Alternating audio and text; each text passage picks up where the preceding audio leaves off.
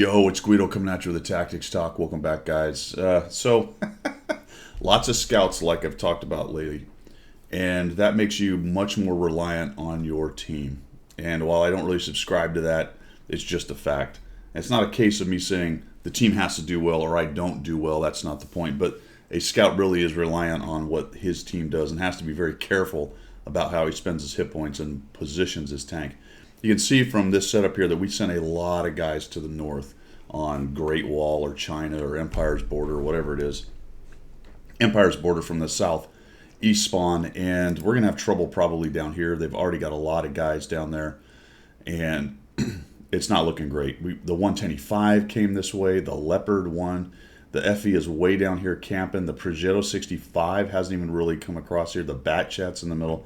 I mean, just a big chunk of our mobile power has gone up to the north. So let's see how this goes.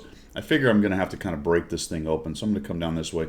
I didn't show you the beginning of it. I spent a lot of time up there looking. Bat Chat got up to that position and didn't see much, so I just really figured there's not a whole lot of anything down here. So counting noses, it looks like that's true. And then we've got the EBR 105 right here.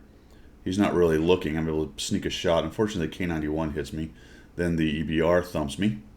And I'm really looking for some help. He's not getting up to speed quite yet. I'm able to take him down. So anytime a wheeled tank dies, an angel gets its wings. So that was fantastic. The Bat Chat's getting pushed by the Manticore. Come back here and see if we can't get a shot on him. There we go. And we'll sneak back up into these rocks. All right, so somebody's already clicking on the crowd that's sitting here. There's 3 of them up there. There's 2 of them back here. The Bat Chat at least is engaged. And so I'm thinking, do I go to the middle and try to help the Bat Chat? I can't because that K91's got my movement locked down for the moment. I'm really hoping the 110E5 and the Leopard would push in. I'm trying to find this K91 if I can. I don't want to take him on. I'm simply not going to beat it, not with the hit points I have for one thing. And the speed at which those things fire, I want to say it's in the 5-second range, maybe less, if they've got food and everything going on, Brothers in Arms. It's a really interesting tank. Really interesting tank. So everyone's clicking now. I'm clicking. Everyone's a bunch of clicking losers in here trying to get these guys to do something, especially the Scout. Hey, Scout. Now, there's a 110E3 sitting there, so arguably they don't want to move out into the open. This is one of the problems with super high alpha. Is a 110E3 super high alpha? Let's call it high alpha at 750. It's clearly not an FV size alpha. But I just take a chance. I sneak across. The Progetto's moving in, and I think, all right, let's go help this guy. Let's go help this guy. There's the K91. He's falling back. Me and the Progetto, and then I'm surely that will bring in the Leopard 13105 and the 110E5, and we can jump on 2 tanks. That's all. Look at this. We have an advantage in this game. It's 5-3. This is where I felt like, all right, if we quickly sweep up these 2, based on the maneuverability and the speed of these tanks we have here, we can flex back real quick and come up through the ramp and basically get this, or flow all the way through the cap. So this is a great setup. Come around here, we find the K91. Progetto comes in there. I put a shot on him. That's awesome. He's dead, right? Dead man walking, and now I make a mistake. Now, so a lot of these games where mistakes were made, and I'm about to get on the case of my team, there's plenty of blame to go around, and you're going to see my poor gameplay right here. I've already given up a lot of hit points for no reason. This guy fired. I'm going to take a chance. He actually misses, but I bounce. Why? Because I'm just auto-aiming. So I'm thinking, I'm sure this Progetto will just nuke this guy. But, oh my gosh, he can't even hit him. All right, so I thought what would happen is I'd ram him, get some hit points, but look at this. The 110E5 catches me coming across the top. Shoots me right between the V right there, and I am dead. So let's watch the rest of this game from here. Note that the Leopard and the 13105, while we are engaging these 2 guys, are still sitting back there sniping, and we're starting to lose in the middle. Now I'm irritated, and I'm clicking on these going, look, this should be so over right now. It should be so over. If they had simply come down, go around the K91, go around the 110E5. So finally the Progetto gets the K91, and that should break it open, right? Well, let's see. The Leopard is shooting. We'll get to that in just a minute, the Leopard. Finally the 13105 moves in. Way, way late. Mostly because he's realized the 110E3 is around the corner and can't shoot him, finally. So we've got a 110E5. We've got a Progetto, a 13105, and a Leopard 1. All right, so you make the call. How does this go for the 110E3? Well, let's find out. Let's find out. Guys are reloading. 110E5. He leaves. He says, I'm not trusting any of these guys. The 110E5 the 110E3 just shot. The Leopard goes to the corner. Backs up. Progetto goes, you know what? None of you are helping me. I'm out. And these two. Now, to be fair, the middle lost, and the cap's about to be grabbed. But they could have so easily taken down that 110E3. And this is the part of mistakes were made reading the battle, understanding where the isolated tanks are, what you can take out quickly, and then where you can flow. The good news is the 110E5 and the Progetto, the idea was to go back and deal with the guys coming through the middle, and they certainly did that. They got the 279 early, and they got the 60 TP. And we still have an advantage in this game. Look at this. We're looking good.